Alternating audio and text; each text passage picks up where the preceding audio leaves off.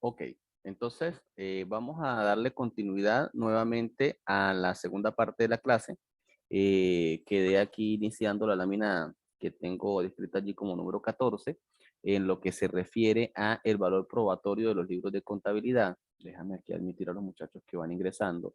Y les decía entonces que es interesante que sepan ustedes, creo que inclusive no queda en la 14, queda en la anterior a la 14, eso es correcto, acá, en la 13 hablábamos que el Código de Comercio, inclusive el mismo Código Civil, a través del artículo 1377, establece que todos esos registros de contabilidad en materia mercantil forman parte de una prueba entre los mismos comerciantes. ¿Por qué? Porque al final consideren que son hechos de comercio, esos asientos que son depositados en esos libros diario, mayor, inventario, libros auxiliares o inclusive los que tienen carácter tributario, como los mencionábamos hace un rato, el libro de compras, el libro de ventas, el libro, el registro de entradas y salidas, el registro del ajuste por inflación fiscal, en fin, todo ese serie de registros van entonces a formar parte de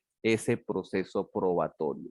Esos documentos van a tener un contexto de medio probatorio de instrumento privado, eso conforme a lo que dice el Código de Procedimiento Civil en los artículos 1355, 1363, 1379 y en el mismo Código de Comercio en el 430, siempre cuando existan medios litigiosos o procesos litigiosos en tribunales con cualquiera de las competencias, pudiendo ser estas competencias de carácter mercantil, de carácter civil o de carácter tributario inclusive o carácter laboral. Eso es interesante que genere o que justifique de cierta manera esa necesidad de llevar esos registros de contabilidad mercantil o contabilidad que deben tener en este caso todos los empresarios. Ya va, tengo acá algunas personas para admitir, pero tengo algunos problemas con el micrófono. Déjame silenciarlo primero para que no se escuche ese audio de forma incorrecta. Bien. Ah, Profe, sí, señora, le escucho. profe, disculpe, usted está mostrando algo en la pantalla. Sí, les estoy mostrando una lámina que es la lámina 14, ¿no la ves? El No, profe, regreso, ¿ahora la ven? Buenos días, veo profe, como... yo tampoco la veo. Mm, le acabo de volver a colocar, bueno, estaba mostrándoles solamente eso y les hacía mención a el, algunos artículos. ¿La ven ahora? Sí, Sí, profe. Perfecto. Y les me disculpo hoy que no está conectada la cámara. Es algo que sucedió con mi computadora con un virus, no sé qué sería. La formatearon, creo que llaman, pero no me instalaron la cámara del equipo. Entonces, pues esperaré a que el técnico venga y haga ese tema. Tengo sin instalar la impresora, la multifuncional y la cámara porque no me había percatado de la cámara sino hasta hoy que estamos en clase. Pero lo solucionaremos en estos días, ¿ok? Entonces, pues eso sí, se me salió de las manos. Continuamos entonces. Estamos hablando entonces que tenemos entonces una serie de registros, que esos registros que se realizan en esos libros contables, que forman parte de la contabilidad mercantil, son un instrumento probatorio y que esos instrumentos probatorios entonces muchas veces se llevan a el tribunal para que se garantice la transparencia de las operaciones. Hay algo interesante que planteo en esta lámina número 15 y es una regla general que tiene que ver con la contabilidad mercantil, la cual prohíbe a terceras, inclusive autoridades judiciales o administrativas, que se lleven los libros, ojo, o que se lleven incorrectamente. Y hay algo interesante, los libros contables, porque no lo he dicho, los libros contables deben permanecer siempre en el establecimiento comercial. Nunca jamás deben salir del establecimiento comercial. Siempre es obligatorio que esos libros contables se mantengan, en este caso, en el establecimiento comercial. ¿Por qué?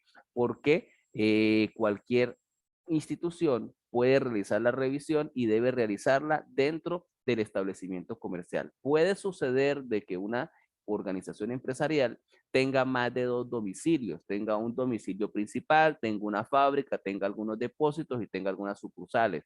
todo al mismo tiempo, inclusive y en lugares diferentes, llevados en el mismo país, por ejemplo, diferentes estados, diferentes municipios. Ojo, siempre en el domicilio principal deben estar todos esos libros a los que hace referencia, en este caso, tanto el Código de Comercio como las disposiciones tributarias correspondientes. Siempre entonces tenemos que tener esa condición especialísima allí, clara. Bien, algo más interesante es el juez con competencia mercantil siempre va a tener la facultad de exigir la comunicación o la exhibición de los libros que integran la contabilidad mercantil. Entiéndese por comunicación la manifestación o examen general de libros de comercio. ¿Cuáles son los libros de comercio? Esos tres que mencionamos, libro diario, libro mayor y libro de inventarios, pero hablamos de unos más.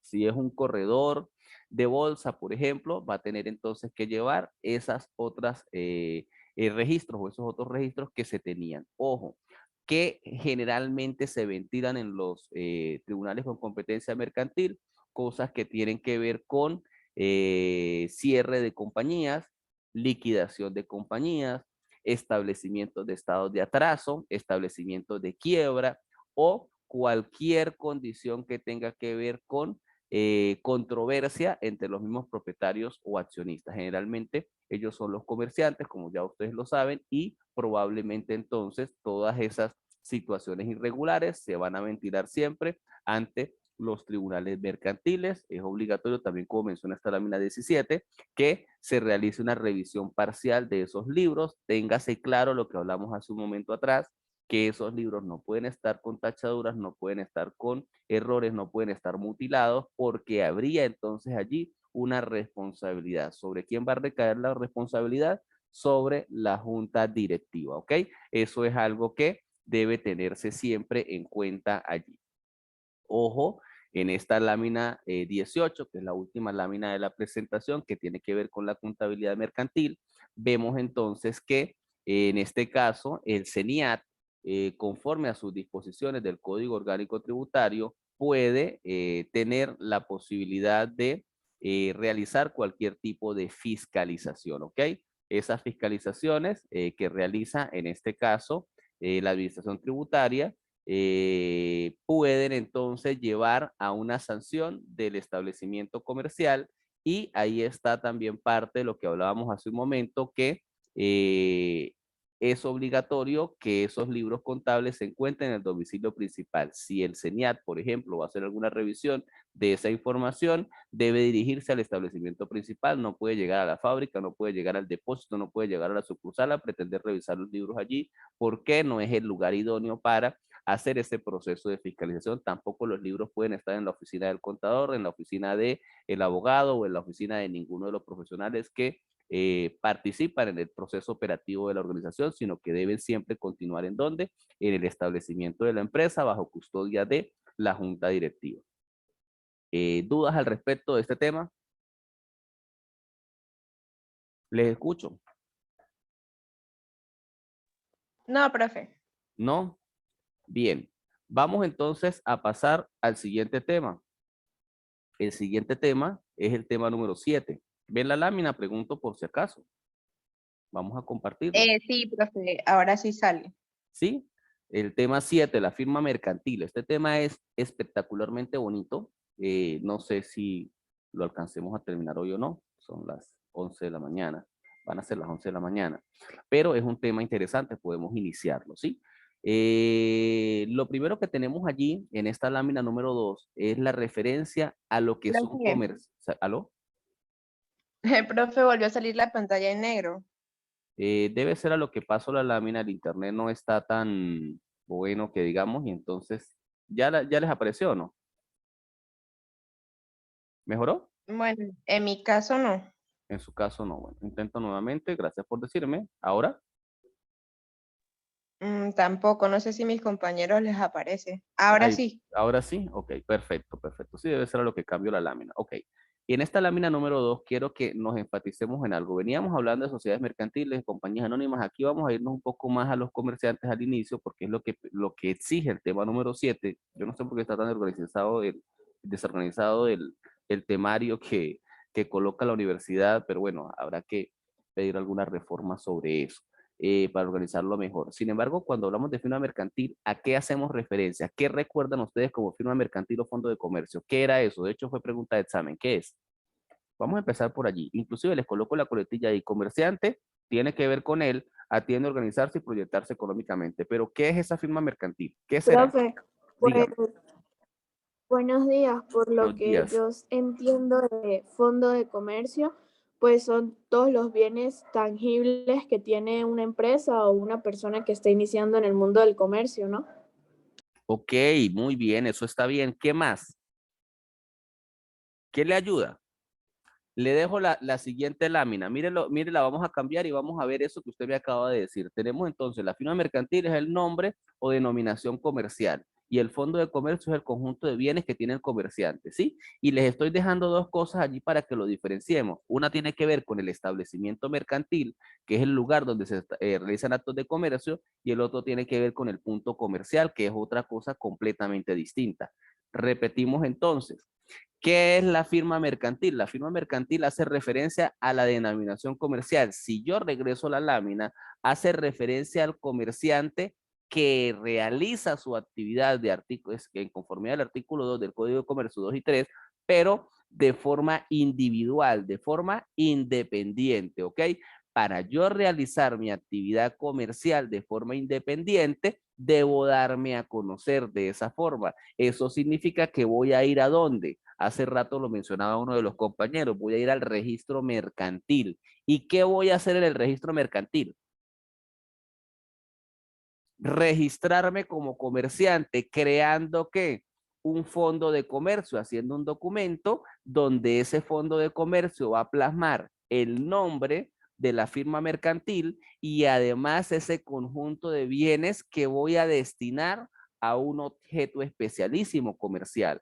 Puede ser vender helados, como venimos diciendo hoy en la presentación de hoy, o puede ser un frigorífico, o puede ser una venta de licores, o puede ser una papelería, o en fin, una empresa de servicios, un autolavado, cualquier cosa, pero lo que tiene que quedar claro aquí es que estaríamos refiriéndonos a qué, a esa actividad que hago de forma que individual. Y si la hago de forma individual, hacemos referencia a una persona natural desde el contexto tributario, nunca a una persona jurídica. El hecho de que yo vaya al registro mercantil, y eso fue parte de lo que ustedes colocaban, algunos de ustedes en los exámenes, y no entendía por qué.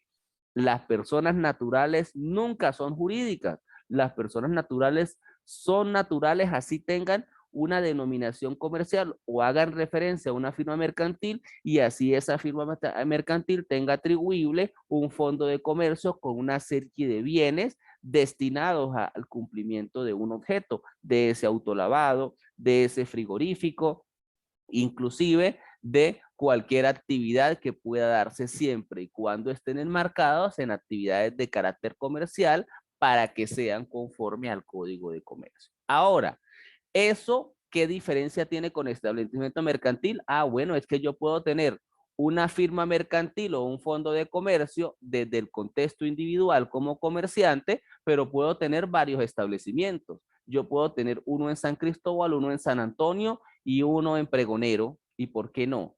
¿Eso es viable? Claro que sí, es lícito. Voy a utilizar mi mismo nombre o denominación comercial en esos tres lugares con espacios geográficos diferentes. Ojo, Profe, sí, dígame. disculpe, yo tengo una pregunta. Claro que sí, cuéntame. Por Maravilloso. ejemplo, si yo quiero crear una firma mercantil, ¿es necesario que tenga como un establecimiento físico o algo así? O sea, como una tienda física. Siempre vamos a tener que tener un domicilio, ¿ok? En un fondo de comercio o también en una, si lo vamos a ampliar un poco más, a una sociedad mercantil. Sí, tienes que tener un lugar, un establecimiento fijo. Ahora, ese establecimiento fijo puede ser su casa. No necesariamente tiene que estar abierto al público. ¿Por qué? Vamos a responderle, Rosmary. Usted, por ejemplo, quiere realizar una actividad profesional especialísima. Usted va a hacer asesoría de organizaciones empresariales en materia de marketing. Eso significa que usted puede crear una denominación comercial de eso vamos a hablar más adelante, puede crear un nombre comercial y ese nombre comercial genera que te conozcan, dedicas un escritorio, dedicas una computadora, que sería el conjunto de bienes para poder hacer esa actividad, y el lugar donde la va a desempeñar puede ser tu casa. Ahora, si tienes una oficina, pues el lugar de tu oficina particular para que las personas, pero siempre vamos a tener, para responder a la pregunta, un domicilio. Es obligatorio. Le exige el registro mercantil que tenga varias condiciones. Una es que tenga un nombre, que tenga un domicilio, que escriba de forma clara e inequívoca cuál es el objeto que usted va a desempeñar y que tenga un conjunto de bienes atribuibles al desempeño de ese objeto comercial. ¿Sí? ¿Aclarada la duda o queda algo por allí pendiente? Sí, profe. Inclusive lo que le Gracias. quiero decir con este siguiente tema de establecimiento mercantil es que puedes tener más de uno, ¿ok? No solamente el de tu oficina, puede que tengas uno en tu oficina personal aquí en San Cristóbal y tenga una oficina en Caracas y tenga otra oficina en Maracaibo, y eso se llama establecimiento mercantil. Puedes tener varios establecimientos mercantiles. Y quise colocarle lo de punto comercial. ¿Por qué? Porque a veces el punto comercial es diferente al establecimiento. El punto comercial es que, bueno, por ejemplo, en la Concordia casi que están todas las ventas de repuestos de carros o de motos. Eso significa que todo ese sector como tal tiene una condición especialísima. Es el lugar donde se vende ¿qué? Pues repuestos para carros. Si nos referimos, por ejemplo, en Barrio Obrero, pues hay una calle que a veces le llaman la calle del hambre. ¿Qué significa? Pues que es donde están todos los restaurantes, comidas rápidas, en fin. A eso nos referimos entonces con todo ese proceso que tiene que ver con los puntos comerciales, ¿sí? Bien, continúo entonces con la presentación. Esos fondos de comercio, como les venía diciendo, son entonces ¿qué? Yo quiero que ahora me lo resuman ustedes. Quiero un concepto de ustedes. A ver, ¿qué entendieron? Porque es que uno cree que se dio a entender, pero a veces cuando mira el examen, Dios mío santo, no es así. Y entonces uno lo lamenta. A ver, ¿qué será entonces ahora un fondo de comercio? Algo que me puedan ustedes decir a mí. Les escucho. Profe, Dime, Jesús. pues como usted ya lo mencionó hace ratico, pues son todos los bienes atribuibles a un objeto comercial. Al Son momento todos los del bienes registro, atribuibles a un objeto comercial. ajá, a la, No del todo, no me convence, Jesús. Hay que agregarle más, hablamos de algo más. El fondo de comercio debe tener ¿qué? Un nombre, lo acabé de decir, ¿verdad? bienes, Una firma ajá, personal, una firma mercantil debe tener un nombre, una denominación comercial es obligatoria, o sea, tienes que tener algo que te identifique como comerciante. ¿Y qué más tiene el fondo de comercio? Unos bienes, estamos claros en los bienes. ¿Y qué más? Acabo de hacerme una de las señoritas una pregunta, ¿qué más debe tener obligatoriamente? Un un domicilio, ¿verdad, establecimiento. Jesús? Exacto, un establecimiento, un domicilio, un lugar donde se hace esa actividad. ¿Qué más? Importante. Tengo un nombre, tengo el domicilio y tengo unos bienes, pero ajá, ¿y qué hago? ¿Cómo se llama eso? Un objeto, ¿sí es correcto? Yo tengo que tener un objeto, una empresa de servicio, una empresa de venta de algo, una fábrica. ¿Qué es? O sea, ¿qué es lo que realizo? Usted puede tener una fábrica y ser usted solo como fondo de comercio y hacer jabón, por ejemplo. ¿Quién dice que no? O hacer pulpa de fruta, hacer un procesamiento de pulpa de fruta. Eso es un emprendimiento interesante. O cualquier otra actividad. Ojo, pero eso debe estar plasmado en ese documento que es protocolizado por el registro mercantil. ¿Usted tiene socios? No. ¿Usted tiene accionistas? No. Usted es usted solo, como comerciante, como persona natural. Y ahí entonces es lo que les coloco en esa lámina 3 al final. Esa clasificación tributaria no me la confundan, por favor. Los fondos de comercio, conforme a las firmas mercantiles, son personas naturales. Jamás en la vida pasan a ser personas jurídicas, ¿ok? Siempre van a ser personas naturales. Las personas jurídicas son otras. Son las asociaciones mercantiles, son las asociaciones civiles, son las fundaciones, son inclusive instituciones del Estado, las cooperativas, las sucesiones, en fin, hay muchísimas, pero nunca jamás las personas naturales a título personal. Solo que las personas naturales a título personal pueden crear esos fondos de comercio, generar en esos fondos de comercio una firma mercantil que los represente y realizar operaciones comerciales. ¿Sí queda eso más claro el día de hoy o no? Jesús, cuénteme, ¿mejora la explicación o no? O sea, ¿se está queriendo decir que los fondos de comercio no pueden ser atribuibles a una sociedad mercantil? Nunca. Los fondos de comercio no son, o sea, no son sociedades mercantiles, son de característica mercantil porque los fondos de comercio realizan operaciones mercantiles, pero no son personas jurídicas, eso es lo que quiero decirle. Los fondos de comercio son atribuibles a un ciudadano. Usted, Jesús Ramírez, creó un bodegón y se llama Bodegón Los Ramírez. Ese es el nombre comercial que usted especificó, por ejemplo, y usted va a tener allí todo un objeto comercial que es la venta de licores y obviamente todo lo que usted también haya establecido allí en ese objeto adicional de los licores. Pero cuando nos referimos a bodegón ya sabemos que tiene que ver con eso. Si hablamos de frigorífico, estamos hablando de carnes. Habrá algún tipo de carne especialísima allí, pero en general eso es lo que se refiere. Si hablamos de charcutería, pues bueno, ya sabemos, siempre le vamos a colocar una denominación y un nombre para qué, para que la persona tenga referencia de qué es lo que va a encontrar en ese lugar. Ok, pero en cualquiera de los casos, si referimos eso a un fondo de comercio, significa que usted no tiene socios, que usted es usted solo y que usted siempre va a ser desde el contexto tributario una persona ¿qué? Una persona natural, jamás una persona jurídica. Así tengo un documento, ¿ok? Y a la hora de una sociedad mercantil, ¿cómo se le atribuye A la todos sociedad, los bienes ya lo y vamos a el ver. nombre? Ya lo vamos a ver más Ok, adelante en otros temas, Jesús. Eso estaríamos hablando. Las personas jurídicas tienen que ver entonces con firmas mercantiles donde también se crea un nombre, pero ese nombre es diferente porque al final se va a colocar la palabra CA, que significa compañía anónima, o la palabra SA, que significa sociedad anónima, o si es una asociación civil, se va a colocar al inicio o al final la palabra AC, ¿sí? Y entonces estamos viendo que ya cuando inicialmente visualmente miramos el nombre, ya sabemos si se refiere a un fondo de comercio o se refiere a una compañía o persona jurídica. Lo vas a ver, pero lo vamos a ver con calmita con cada uno de los tipos de sociedades. Eso es un tema especialísimo. ¿Ok, Jesús? ok. Bien, continuamos entonces.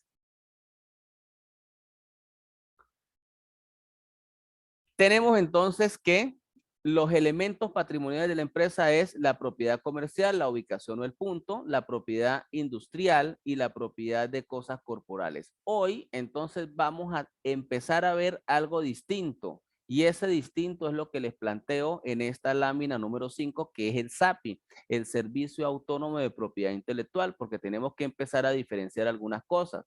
Una cosa es el nombre comercial que yo registro ante el SAREN, que es la institución que resguarda los registros mercantiles y estamos hablando de sociedades mercantiles. Y otra cosa diferente es lo que tiene que ver en este caso con el Servicio Autónomo de Propiedad Intelectual, donde también se hacen algún tipo de registros. Hoy vamos a hablar de ese otro tipo de registros que tiene que ver con el proceso comercial. Lo que quiero aclararle acá es lo siguiente, una cosa es el SAPI y otra cosa es el SAREN. Si yo tengo un nombre registrado en el registro mercantil, que es lo que tiene que ver con el SAREN, no puedo de una vez pretender decir que eso es lo mismo que el registro que yo realizo de propiedad intelectual ante el SAPI. Son cosas completamente diferentes. Ante el SAPI, yo puedo registrarme como persona natural o puedo registrarme como persona jurídica. ¿Qué voy a registrar ante el SAPI? Una marca comercial, una patente como tal o unos derechos de autor, que es parte de lo que vamos a desarrollar en este tema que se refiere precisamente a este proceso registral. Ojo, ese servicio autónomo de propiedad intelectual tiene entonces una serie de normas. Algunas normas son nacionales y otras normas son de contexto internacional, pero obviamente que han sido ratificadas por la República de Venezuela. Las normas nacionales tienen que ver entonces con la propiedad intelectual y la ley sobre derechos de autor y las internacionales tienen que ver con la Convención Internacional sobre la protección de los artistas, intérpretes o ejecutantes. En este caso, son normativas completamente no creadas en Venezuela, pero suscritas por la República. Está también el convenio de Berna para la protección de obras literarias y artísticas, el convenio de París para la protección de propiedad industrial, el convenio para la protección de productores y fonogramas, el convenio de la Organización Mundial de la Propiedad Intelectual. En fin, son distintos procesos normativos internacionales suscritos por Venezuela atribuibles a ¿qué? A proteger de cierta manera ese resguardo. Ojo, ese resguardo se protege para comerciantes y para no comerciantes. Puede ser una persona que se encargue de escribir novelas. Él no es comerciante, es una persona que se dedica a escribir novelas del contexto civil, pero que también puede ir a esta institución que es el SAPI y hacer el registro correspondiente de esa obra literaria, ¿ok? Entonces, vamos a hablar el día de hoy también de eso que tiene que ver con esa propiedad intelectual, con esa necesidad que tienen en este caso los comerciantes de registrar muchas marcas comerciales, por ejemplo. ¿Por qué? Porque si usted no registra la marca comercial, usted va a tener un problema, como está en la imagen en la parte superior. Pues alguien viene y se roba esa idea, se lleva esa idea brillante que usted tenía, se apropia de esa idea y usted sencillamente pudo haber tenido alguna inversión, algunos recursos dedicados al desarrollo de esa idea y no los va a poder explotar o no va a poder jurídicamente buscar la manera de que se le respete ese trabajo que usted venía desarrollando. Entonces vamos a tener allí algunas cosas interesantes con ese proceso. Repito, registrar en el registro mercantil ante el SAREN no es lo mismo que ir al SAPI a registrar una patente o a registrar una marca, cosa que vamos a hablar el día de hoy. ¿Queda más o menos claro hasta ahora o no? ¿Hay dudas? Pregunten. Les doy el derecho de palabra. Sí nos vamos entendiendo, ¿verdad? ¿O no? Hola. Sí, profe. Sí, perfecto. Empezamos entonces con esto que tiene que ver con el concepto de marca. ¿Qué es una marca? Porque ya va, yo voy al SAPI a registrar ¿qué? 3 cosas. Una de esas cosas es una marca, pero yo tengo que saber qué es una marca. Entonces una marca, primero, ¿qué es lo que yo debía hacer como comerciante? Registrar una figura comercial, ya sea un fondo de comercio o ya sea ¿qué? Una sociedad mercantil. Luego de que tengo ese fondo de comercio y es un frigorífico, es un autolavado, yo quiero que ese autolavado lo conozca todo el mundo. Yo quiero que se dé un proceso comercial de marketing interesante que me genere clientes, que me genere provecho, que me genere utilidad. Entonces, además de eso, yo debo registrar un concepto que es el concepto de marca, y el concepto de marca dice que, conforme a la ley, por supuesto, que es todo signo, que es toda figura, dibujo, palabra o combinación de palabras, leyendas o cualquier otra señal que revista novedad, usados, y aclaramos allí, por una persona natural, o sea, por un fondo de comercio, o por una persona jurídica, o sea, por una sociedad mercantil. ¿Para qué? Para distinguir los productos o servicios con los cuales se comercia. Las marcas siempre, muchachos, van a tener como fin social facilitar a las personas el acceso a los bienes y servicios de su preferencia a través de ¿qué? De una imagen. Esas marcas deben ser registradas, pero hay cosas que no se pueden registrar conforme a lo que especifica el artículo 33 de la Ley de Propiedad Industrial. ¿Qué no puedo registrar? Palabras, frases o figuras que sugieran ideas inmorales, que atenten contra la moral y con las buenas costumbres. Eso yo no lo puedo registrar. Tampoco puedo registrar los símbolos patrios o los emblemas de los estados o los municipios. ¿Por qué? Porque eso nunca es posible desde el contexto internacional. Tampoco puedo registrar signos como el signo de la Cruz Roja, símbolos como emblemas de otros países, banderas de otros países, escudos de otros países. Eso no es posible registrarlo. Tampoco puedo registrar nombres geográficos como indicación de un lugar de procedencia. No puedo registrar el color amarillo, ni el color rojo, ni el color rosado. Esos colores son colores, no pueden darse bajo un concepto de marca. No puedo registrar las figuras geométricas, ni el triángulo, ni el rectángulo, ni el hexágono, Tampoco puedo registrar caricaturas, retratos o dibujos o expresiones que ridiculicen a personas o objetos dignos de respeto y consideración. Esto obviamente dentro del contexto de lo que es la ley de propiedad industrial. Y eso es algo que genera entonces algunas prohibiciones. Las palabras o términos que hayan sido usados para uso general, que sean vulgarizadas, no se pueden registrar. Palabras comúnmente empleadas para indicar el género, la especie, eso no se puede registrar, tampoco la naturaleza, tampoco el origen. No puedo registrar marcas que se parezcan gráficamente o fonéticamente a otra marca que ya está registrada. No puedo registrar una marca engañosa por una procedencia geográfica.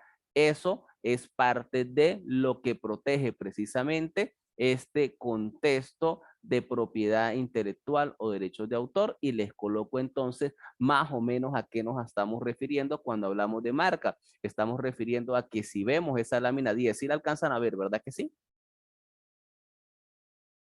Hola. Sí, profe. ¿Qué vemos en la lámina? Son pocas letras las que están allí. Algunas cosas ni siquiera tienen letra. Por ejemplo, estamos viendo una M. ¿A qué se hace referencia esa M? A McDonald's. Y la manzana mordida.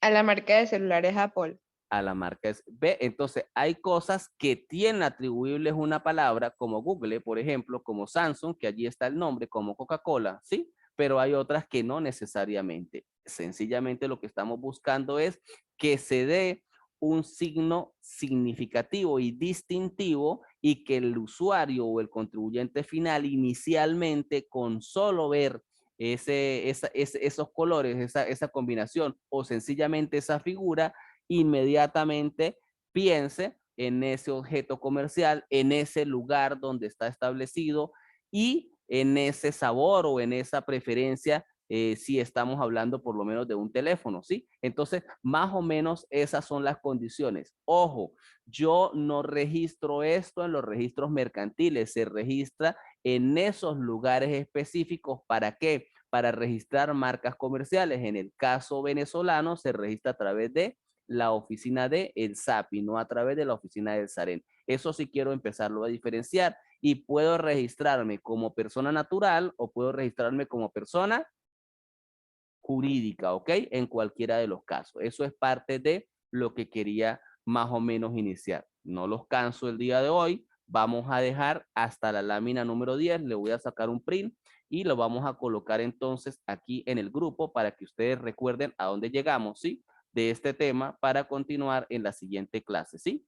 Y así pues damos término a lo que fue la clase del día de hoy. Vamos a dejar unos momentos para que ustedes, por favor, realicen cualquier tipo de comentario, pregunta, duda sobre las clases del día de hoy. Prácticamente iniciamos y terminamos un tema, y adicionalmente de eso comenzamos este tema de desarrollo que tiene que ver con el SAPI. ¿Preguntas al respecto? Hola. ¿Dudas? ¿Ninguna? ¿Cerramos la clase o queda algo por allí pendiente que ustedes quieran discutir?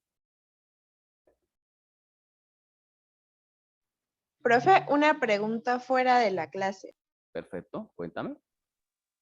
Profesor, una pregunta. ¿La universidad iniciará las clases semipresenciales el lunes? Wow, esa pregunta no se la sabría de responder.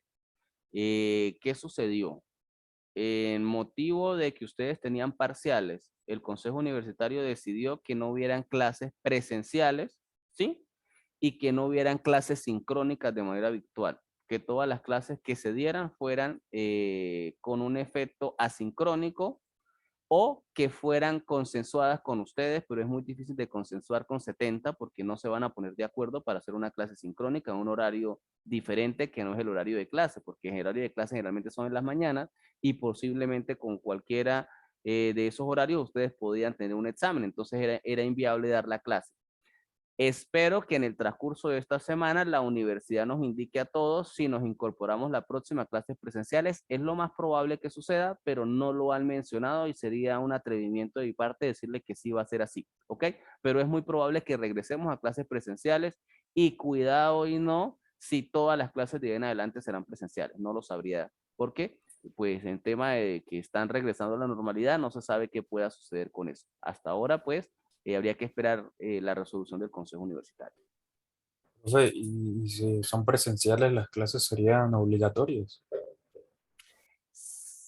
Tampoco le puedo responder, Edwin, así. ¿Por qué? Porque desde el contexto de lo que es el reglamento de la universidad, las clases siempre han sido obligatorias, solamente que por este tema del COVID, durante estos 2 años que ya llevamos, no lo han sido, ¿sí? Pero lo más probable es que si y es un reglamento transitorio por efecto del COVID, de la pandemia, pero es muy probable que si se sigue la pandemia, no será obligatorio para quien demuestre que tiene un problema de salud. Eso me imagino que va a ser así. De todas maneras, eso lo debe decidir en escrito el Consejo Universitario en una resolución, así como ha decidido hasta el día de hoy, ¿ok? Que no son obligatorias, que se pueden hacer asincrónicas, pero con todo y eso sí hizo obligatorio los exámenes presenciales de el primer corte y seguramente los del segundo corte van a ser iguales. No sabemos si los acumulativos los ordenan por plataforma o ya nos van a permitir hacer los acumulativos presencialmente. Eso lo tendremos que esperar en los próximos días a ver qué acuerda el Consejo Universitario.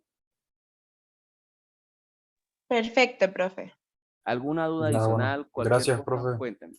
O sea, lo que no quiero es responderles algo. Si no está en la resolución, lo que yo les diga, pues imagínense, es lo que yo piense y eso pues no es así. Quiero ser. Ahora, si yo llego a tener de primera mano alguna información, cuéntenos que yo por el grupo la comparto. Eso, con eso pueden contar porque creo que es interés para ustedes y para nosotros como profesores también, ¿ok?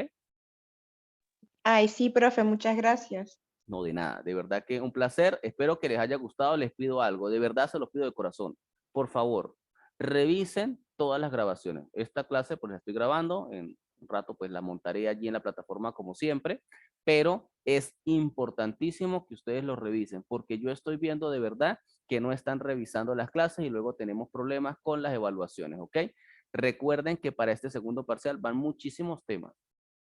Y eso significa que tienen que hacer un repaso, sentarse, agarrar un cuadernito e ir pasando las cosas importantes para que para el parcial eso quede allí. Lo bueno es que la información queda montada en el canal de YouTube y ustedes la pueden revisar cuando ustedes quieran. Pero si no la revisan, por lo menos el día de hoy, hasta este momento tenemos 15 estudiantes en clase. ¿Y son cuántos? Son casi 80. O sea, eso significa que debería de tener en los próximos minutos, después de que lo publique, 80 visitas mínimas. ¿Sí?